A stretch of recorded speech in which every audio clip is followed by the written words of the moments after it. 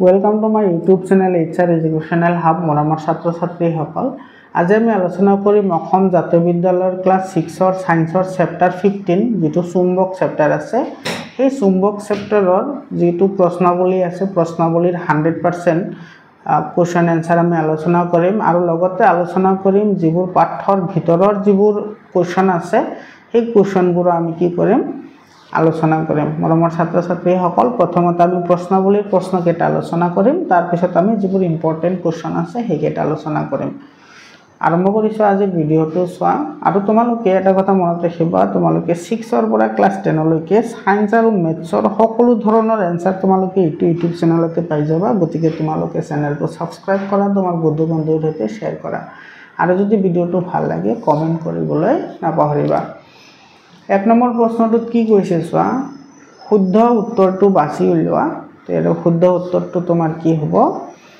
সাগৰত দিশ নিৰ্ণয় কৰিবলৈ নাবিকসকলে ব্যৱহাৰ কৰা আহিলাবিদক কি বুলি কোৱা হয় কম্পাস তেৰ শুদ্ধ উত্তৰটো হ'ব তোমাৰ ডি নম্বৰটো কি হ'ব কাৰেক্ট আনসাৰ আহিব এটো কম্পাস যে সাগৰত যেতিয়া মানুহে নাও বাবলৈ যায় নাবিক মানে যিসকলে নাও বুৱে সেইসকলক নাবিক বুলি কোৱা হয় সেইসকলে কম্পাস ব্যৱহাৰ কৰে 2 নম্বৰ প্ৰশ্নটো চোৱা 2 নম্বৰ প্ৰশ্নত কি কৈছে তলৰ কোনবিধ চুম্বকীয় পদাৰ্থ নহয় এতে চুম্বকীয় পদাৰ্থ হেইবোৰক কোৱা হয় যিবোৰ তোমাৰ কি কৰে চুম্বকক আকৰ্ষণ কৰে হেইবোৰক চুম্বকীয় পদাৰ্থ বুলি কোৱা হয় তো ইয়াতে যেহেতু নহয় বুলি কৈছে তো ইয়াৰ শুদ্ধ উত্তৰটো আহিব ডি নম্বৰ ৰবৰটো চুম্বকীয় পদাৰ্থ নহয় বৰফ হলচোন এটো ৰবৰ এটো ৰবৰ হয় 3 নম্বৰ প্ৰশ্নটো কি কৈছে তলৰ কোনবিধ প্ৰাকৃতিক চুম্বক এটো প্ৰাকৃতিক চুম্বক কোনটো হয় লডষ্টন হয় ইয়াৰ শুদ্ধ উত্তৰটো আহিব ডি নম্বৰ যেটো লডষ্টন হেতু হৈছে তোমাৰ প্ৰাকৃতিক চুম্বক 4 নম্বৰ কোৱেশ্চন 4 নম্বৰ কোৱেশ্চন কি কৈছে চুম্বকৰ একেজাতীয় মেৰুৰ মাজত সদায় কি হ'ব বিকৰ্ষণ হ'ব তেৰ বি নম্বৰ অপচনটো কি হ'ব কাৰেক্ট হ'ব চুম্বকৰ একেজাতীয় মেৰুৰ মাজত বিকৰ্ষণ হয় আৰু বিপৰীত জাতীয় মেৰুৰ মাজত সদায় আকৰ্ষণ হয় ইয়াৰ পিছত চোৱা এটো 5 নম্বৰ কোৱেশ্চনটো চোৱা 5 নম্বৰ কোৱেশ্চন কি কৈছে ভূচুম্বকৰ উত্তৰ মেৰু থাকে ভূচুম্বক মানে আমাৰ পৃথিৱী এখন ভূচুম্বক হয় ভূচুম্বকৰ উত্তৰ মেৰু কোন ফালে থাকে এটো দক্ষিণ ফালে থাকে ভূচুম্বকৰ উত্তৰ মেৰু দক্ষিণ ফালে থাকে আৰু দক্ষিণ মেৰুটো উত্তৰ ফালে থাকে ইয়াৰ পিছত 6 নম্বৰ কোৱেশ্চন কি কৈছে চুম্বক এডাল মুক্তভাৱে ওলমাই থলে ই কোন দিশত স্থিৰ হৈ ৰব এটো সদায় কি কৰে উত্তৰ দক্ষিণ মুৱা হৈ থাকে তেৰে এ নম্বৰটো কাৰেক্ট আনসাৰ হ'ব চুম্বক এডাল যদি তুমি এনেকে হুতাৰে ওলমাই ৰাখা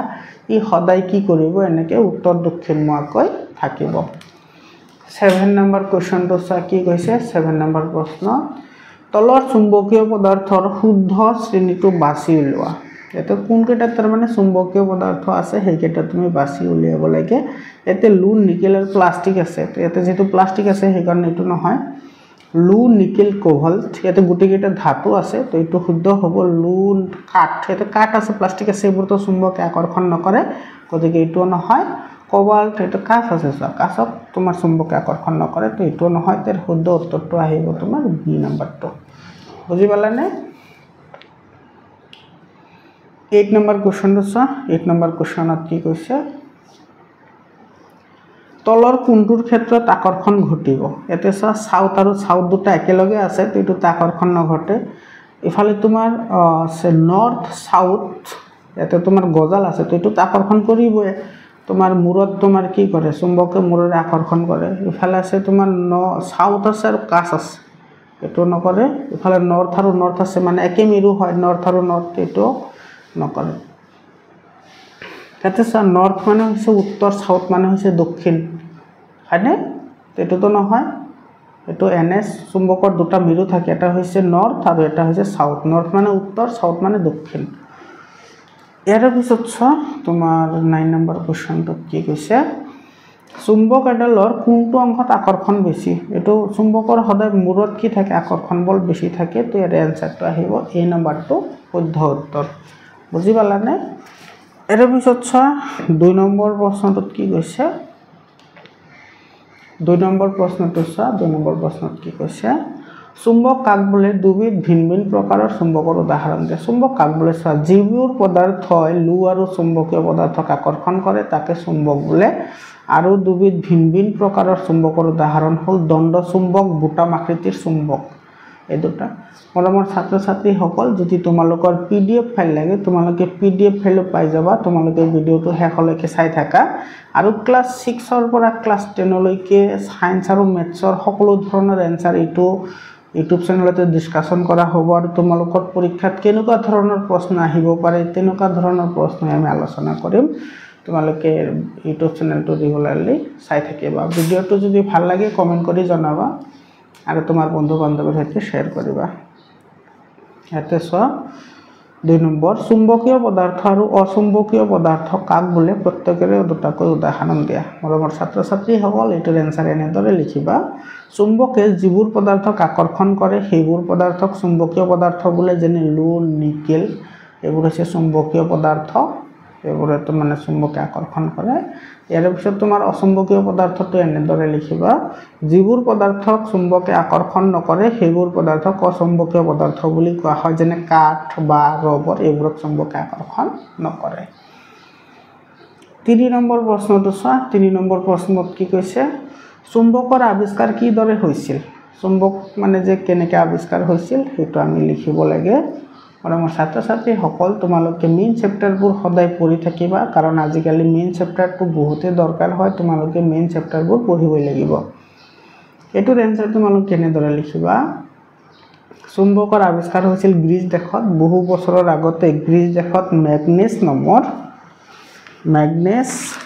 নামৰ এটো এজন ভেড়াৰখীয়া আছিল ভেড়া চৰাওতে ম্যাগনেছে এডাল কাঠিৰ লাঠি লগত লৈ ফুৰিছিল এই লাঠি ডালৰ আগত লুৰ টুপি এটা লগোৱা আছিল এদিন ভেড়া চৰাই থাকোতে তেওঁৰ লাঠিডালৰ আগটো এটা ডাঙৰ শিলত লাগি ধৰে ইয়াৰ অৰ্থ হ'ল লাঠিডাল শিলটো আকৰ্ষণ কৰিছে এনেদৰে কি হৈছিল চুম্বকৰ আৱিষ্কাৰ হৈছিল এইখিনি লিখিলে তোমালোকৰ এনসাৰটো 100% কাৰেক্ট হৈ যাব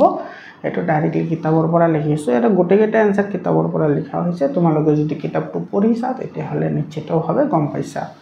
মৰমৰ ছাত্ৰ ছাত্ৰীসকল 4 নম্বৰ প্ৰশ্নটো চোৱা কি কৈছে এবিধ প্ৰাকৃতিক চুম্বকৰ নাম লিখা এবিধ প্ৰাকৃতিক চুম্বকৰ নাম হৈছে লডষ্টন এবিধ প্ৰাকৃতিক চুম্বক হয় আৰু এটো পৃথিৱীৰ সৰ্বপ্ৰথম চুম্বক হয় 5 নম্বৰ প্ৰশ্নটো চোৱা কৃত্ৰিম চুম্বক কি দুটা উদাহৰণ দিয়া এটোৰ এনসাৰ এনেদৰে লিখিবা যিবোৰ চুম্বক মানুহে তৈয়াৰ কৰে বা বেলেগ বস্তুৰ পৰা সংশ্লেষণ কৰা হয় সেইবোৰক কৃত্ৰিম চুম্বক বুলি কোৱা হয় উদাহৰণ দিয়া উদাহৰণ আছে দণ্ড চুম্বক অশ্বখৰা মানে ঘোঁৰাৰ যেটো ভৰি আছে ঘোঁৰাৰ ভৰিৰ নিচিনা যেটো চুম্বক সেইবোৰক অশ্বখৰা বুলি কয় অশ্ব মানে ঘোঁৰা আৰু খোৰা মানে যেটো তোমাৰ ভৰিৰ তলত যেটা কেৱল নিচিনা থাকে হেতু নিচিনা 6 নম্বৰ কোৱেশ্চন চোৱা 6 নম্বৰ কোৱেশ্চনত কি কৈছে এটো ব্লেড এখনক কি দৰে চুম্বকলৈ পৰিণত কৰিবা বৰ্ণনা কৰা এটো বহুত দৰকাৰী এটা কোৱেশ্চন হয় আজিৰ পৰা তোমালোকে সাইন্টিস্ট হ'ব পাৰিবা তোমালোকে ব্লেড এখন লৈ তোমালোকে হেতু চুম্বকলৈ পৰিৱৰ্তন কৰিব পাৰিবা কেনেদৰে পৰিৱৰ্তন কৰিব পাৰিবা সয় ইয়াতে মই লিখিছো প্ৰথমতে ব্লেড এখন টেবুলৰ ওপৰত লোৱা হ'ল দণ্ড চুম্বক এডাল মূৰ ব্লেডখনৰ মূৰত ৰখা হ'ল আৰু তাৰ পাছত চুম্বকডালৰ মূৰটো ব্লেডখনৰ ওপৰেৰে আনটো মূৰলৈ সুচৰাই অনা হ'ল মানে তোমাৰ এনেকৈ তুমি এটো ধৰা ব্লেড আৰু এটোৰ ওপৰত তুমি এটা দণ্ড চুম্বক ৰাখা ঠিক আছে দণ্ড চুম্বকডাল এডাল তুমি ইফালে নিয়া আকৌ ইফালে নিয়া এনেকৈ এটোৰ ওপৰত এনেকৈ ঘহি থাকা ঠিক আছে তাৰ পিছত কি কৈছে এতিয়া আকৌ চুম্বকডাল সেই মূৰটোৰে ব্লেডখন হেঁচি ধৰি আগৰ দৰে কি কৰিবা সুচৰাই আনিবা আগতে যেনেকৈ কৰিছিলা এনেকৈ সুচৰাই আনিবা সুচৰাই আনা হ'ল এই কামটো 20 বা 25 বাৰ তুমি কৰিবা কৰাৰ পিছত তোমাৰ ব্লেডখন কি হ'ব চুম্বকলৈ পৰিৱৰ্তন হ'ব বুজি পালানে তোমালোকে ঘৰত এটো ট্ৰাই কৰি চাবাচোন হয় নে নাই নেকি বিজ্ঞানত মিছা কথা কৈছে তো বিজ্ঞানত কেতিয়াও মিছা কথা নহয় বিজ্ঞান কেতিয়াও মিছা নহয় 7 নম্বৰ প্ৰশ্নটো চোৱা চুম্বকৰ মেৰু কাক বোলে চোৱা এটো এনেকৈ লিখিবা দণ্ডচুম্বক এডালৰ দুই মূৰত আকৰ্ষণ বল বেছি থাকে এই মূৰ দুটাক চুম্বকৰ কি বুলি কোৱা হয় মেৰু বুলি কোৱা হয় আৰু চুম্বকৰ মেৰু দুটাৰ নাম হৈছে উত্তৰ মেৰু আৰু দক্ষিণ মেৰু উত্তৰ মেৰুটোক নৰ্থ বুলি কয় আৰু দক্ষিণ মেৰুটোক সাউথ বুলি কয় মনত ৰাখিবা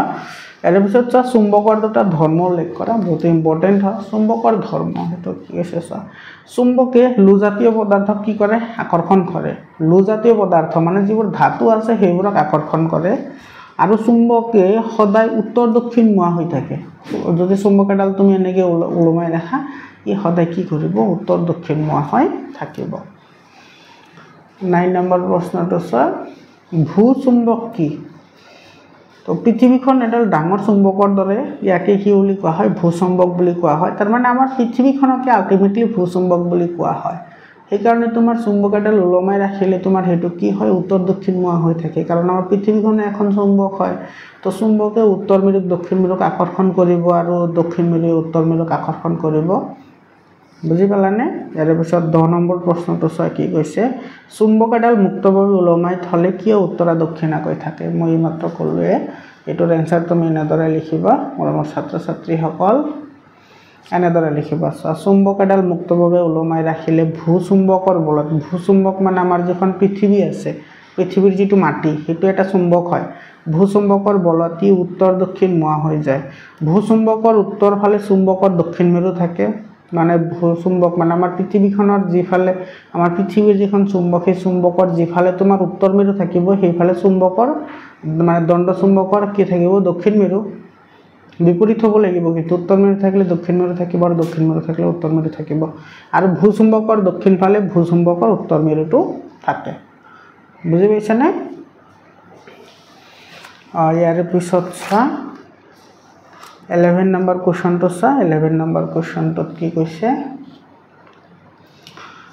চুম্বক এডালৰ দুই মূৰে আকৰ্ষণ বল বেছি বুলি কি দৰে গম পাব পাৰি এটা পৰীক্ষাৰ সহায়ত বৰ্ণনা কৰা এটা পৰীক্ষাৰ সহায়ত এটো বৰ্ণনা কৰিবলৈ দিছে এটো কেনেকৈ লিখিবা আনসাৰ মৰমৰ ছাত্ৰ ছাত্ৰী সকল তোমালোকৰ যদি পিডিএফ ফাইল লাগে তেতিয়া হলে 7002824673 এটো নম্বৰত হোৱাটসএপ কৰিবা তোমালোকে পিডিএফ ফাইল পাই যাবা এৰেছা এটো আমি কেনেকৈ প্ৰমাণ কৰিব পাৰো যে চুম্বক এডাল দুই মূৰত কি থাকে আকৰ্ষণ বল বেছি থাকে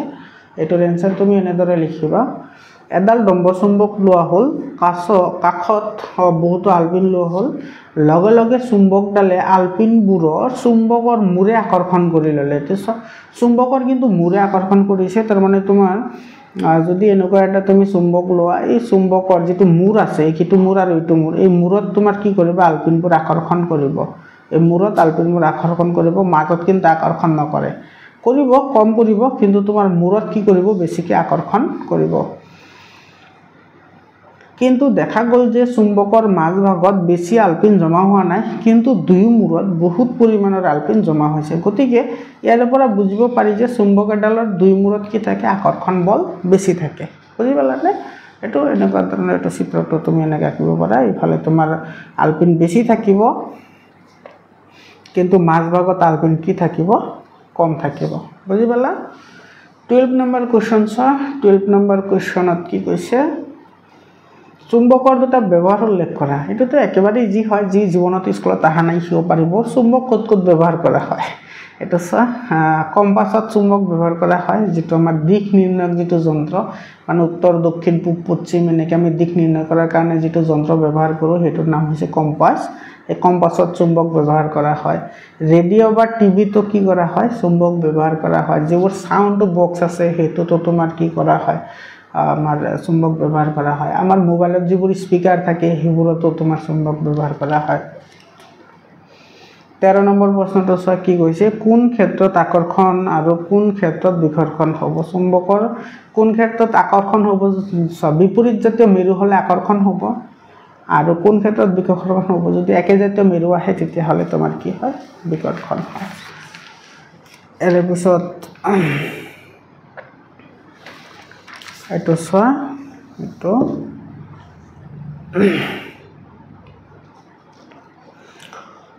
এ নাম্বাৰ যেটো কোশ্চন দিছে এ নাম্বাৰ প্ৰশ্নটো চা কি কৈছে উত্তৰ মেৰুৰ ওচৰলৈ উত্তৰ মেৰু আহিলে চোৱা এইটো কৈছে উত্তৰ মেৰু আছে, ইফালে উত্তৰ মেৰু আছে, তো দুটা একে মেৰু হ'ল, তো এইটো কি হ'ব বিকৰ্ষণ হ'ব। বুজি পালানে? 2 নম্বৰটো চোৱা কি কৈছে, উত্তৰ মেৰুৰ ওচৰলৈ দক্ষিণ মেৰু আনিলে কি হ'ব আকৰ্ষণ হ'ব, কাৰণ এইটো তোমাৰ বিপৰীত মেৰু হয় উত্তৰ মেৰু আৰু দক্ষিণ মেৰু, গতিকে এইটো কি হ'ব আকৰ্ষণ হ'ব। বুজি পালানে? 3 নম্বৰ চোৱা, এইটো দক্ষিণ মেৰুৰ ওচৰলৈ দক্ষিণ মেৰু আনিলে এইটো আকৌতো সেম মেৰু হৈ গ'ল, তো এইটো কি হ'ব বিকৰ্ষণ হ'ব। 15 নম্বৰ কুৱেশ্যনটো চোৱা কি কৈছে, এডাল চুম্বকৰ উত্তৰ মেৰু আৰু দক্ষিণ মেৰু কিদৰে চিনাক্ত কৰিবা মৰমৰ ছাত্ৰ ছাত্ৰীসকল, এইটো এনেদৰে লিখিবা। চুম্বক এডাল মুক্তভাৱে ওলমাই ৰাখিলে সদায় উত্তৰা দক্ষিণাকৈ থাকে, এইটোতো আমি জানোৱে। গতিকে উত্তৰ ফালে থকা মূৰটো হ'ব উত্তৰ মেৰু আৰু দক্ষিণ ফালে থকা মূৰটো হ'ব দক্ষিণ মেৰু। বুজি পালা? আমাৰ পৃথিৱীখনৰতো আমি উত্তৰ দক্ষিণ পূব পশ্চিমটো চিনিয়ে পাওঁ, তো দণ্ডচুম্বক এনেকৈ ওলমাই ৰাখিম, যিফালে উত্তৰ ফালে যিটো মূৰ উত্তৰ ফালে থাকিব সেইটো হ'ব উত্তৰ মেৰু আৰু যিটো মূৰ দক্ষিণ ফালে থাকিব সেইটো হ'ব দক্ষিণ মেৰু। এনেকৈ আমি চুম্বকৰ মেৰু দুটা চিনাক্তকৰণ কৰিব পাৰোঁ। 15 নম্বৰ কুৱেশ্যন চোৱা, কম্পাছ কি, ইয়াৰ এটা ব্যৱহাৰ উল্লেখ কৰা। কম্পাছ এবিধ আহিলা,